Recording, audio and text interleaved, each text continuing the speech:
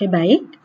Kita sekarang masuk ke langsung ke contoh untuk mengilustrasikan bagaimana metode Monte Carlo bekerja. Jadi di sini kita akan menggunakan contoh yang dibahas di bab 3 dari distribusi Poisson, yaitu birth rates dari para wanita jika dilihat berdasarkan tingkat pendidikan mereka. Jadi ini nanti kita lihat sekilas, tapi kita lihat dulu tujuannya apa di sini. Jadi di sini sebenarnya adalah theta 1 itu sebenarnya menyatakan rata-rata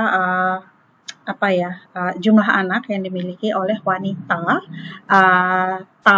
yang tingkat pendidikannya adalah kurang dari S1. Jadi mungkin hanya sampai SMA ke bawah. Sementara theta 2 ini adalah rata-rata banyaknya anak dari para wanita yang menempuh pendidikan tinggi. Dalam hal ini adalah sampai bachelor degree. Nah, di sini untuk mengilustrasikan bagaimana metode Monte Carlo bekerja, jadi kita mau melihat bahwa sebenarnya kita mau mengestimasi theta 1-nya berapa sih, theta 2-nya berapa sih. Artinya sebenarnya kita mau melihat apakah tingkat pendidikan berpengaruh pada jumlah anak yang dimiliki oleh seorang wanita. Nah, karena melihat jumlah anak berarti banyaknya anak ini kan counting. Counting itu biasa kita pakai distribusi Poisson. Distribusi Poisson biasanya satu parameter yaitu rata-rata. Jadi di sini kita tertarik untuk mengetahui rata-rata banyaknya anak pada wanita yang pendidikan rendah dan wanita yang pendidikan tinggi yang diwakili oleh theta 1 dan theta 2. Tapi dalam proses selanjutnya bisa jadi kita tidak hanya ingin mengetahui mengenai theta 1 dan theta 2, tapi kita juga ingin mengetahui bahwa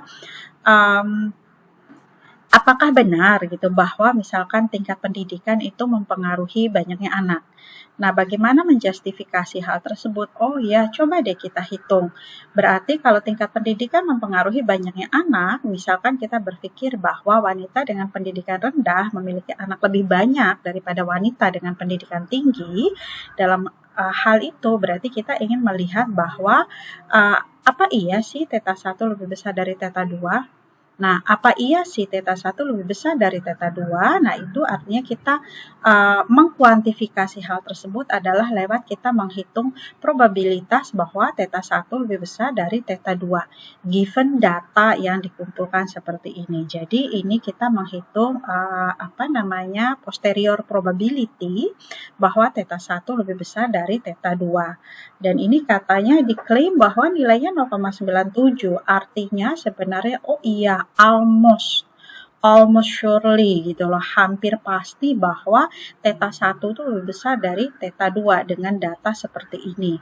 Yang berarti kita hampir 100% percaya bisa menyatakan bahwa wanita dengan pendidikan yang lebih tinggi atau yang ini bachelor degree itu jumlah anaknya akan lebih sedikit dibandingkan dengan wanita yang tidak menamatkan pendidikan tinggi. Nah, sekarang tujuannya adalah bagaimana kita menghitung ini, mengaproksimasi angka ini secara Monte Carlo. Nah, ini mungkin baiknya kita lihat dulu ceritanya secara utuh sebelum kita masuk ke prosedur-prosedur ini untuk sekedar merefresh pemahaman kita terhadap contoh permasalahan ini. Jadi kita akan lihat ke coba mungkin di halaman sekian. Ya, ini dia. Kita akan bahas dulu review sedikit mengenai contoh tingkat kelahiran pada wanita dengan pendidikan tinggi dan pendidikan rendah menggunakan model Poisson.